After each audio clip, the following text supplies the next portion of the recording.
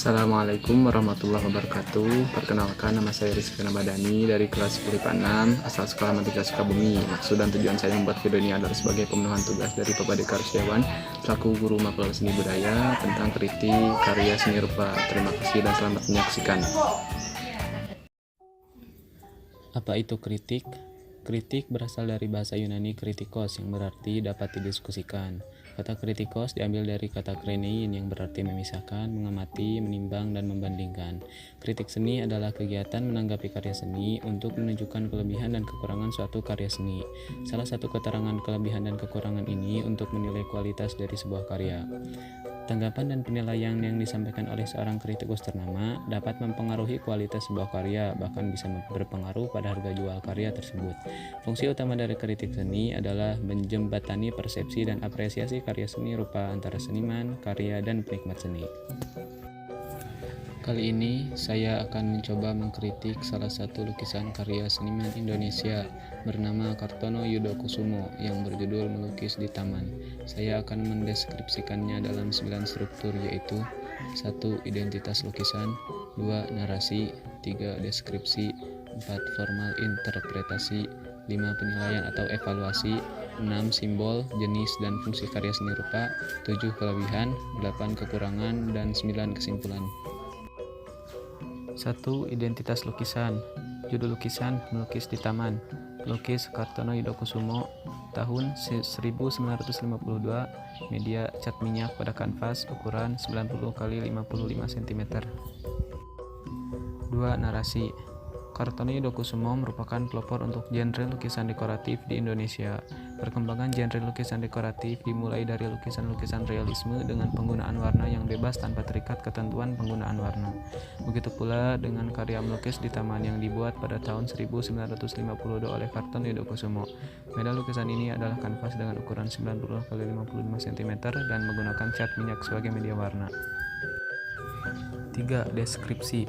Pada lukisannya ini, Kartono membuktikan eksistensinya sebagai pelukis berkualitas dengan menjadikan lukisan ini sebagai ungkapan jiwanya.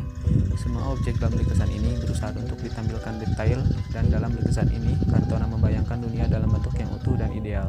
Dan pada lukisan ini terlihat sisi romantisme dari pelukis. 4. Formal interpretasi. Media lukisan ini berupa kanvas dan cat minyak, membuat lukisan ini menjadi terlihat lebih solid dengan warna-warna cerah dan dominan merah sebagai bentuk menegaskan rasa dari pelukis.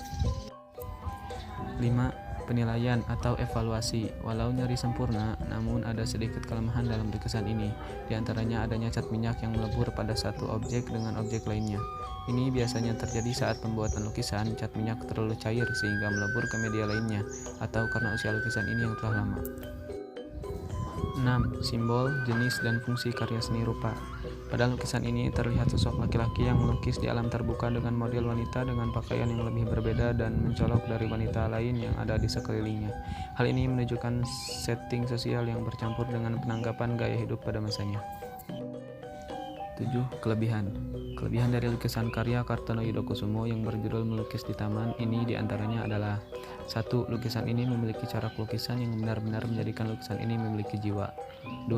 Objek-objek yang ada dalam lukisan ini dibuat dengan detail dan rinci pada bagian depan maupun latar belakang dari lukisan ini.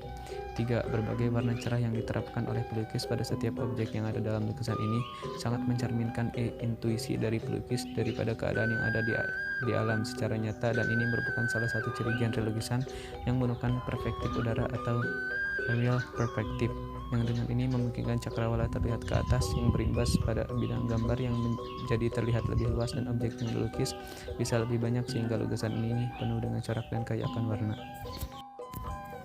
8. Kekurangan. Adapun kekurangan dari lukisan Melukis di Taman ini adalah: 1. Lukisan ini agak sedikit sulit dipahami oleh orang awam yang kurang paham masalah seni lukis. 2. Ada percampuran warna yang melebur atau menyatu entah disengaja maupun tidak disengaja yang mengakibatkan salah satu objek dalam lukisan menjadi melebur dengan objek lainnya. 3. Ukuran lebar lukisan kurang dari 1 meter, sehingga lukisan kurang besar, sehingga lukisan ini kurang pas apabila diletakkan pada ruangan yang besar.